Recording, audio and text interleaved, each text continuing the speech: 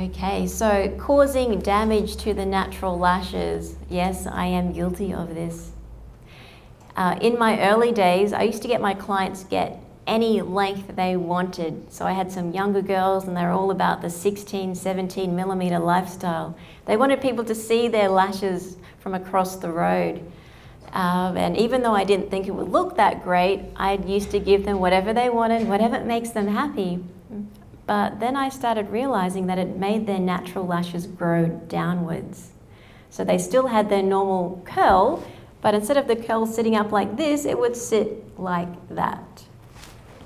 So be mindful. Generally 30% you want to extend by is the maximum, except if you're going to use a very thin diameter, like a 0.12, where you can go twice the natural lash length.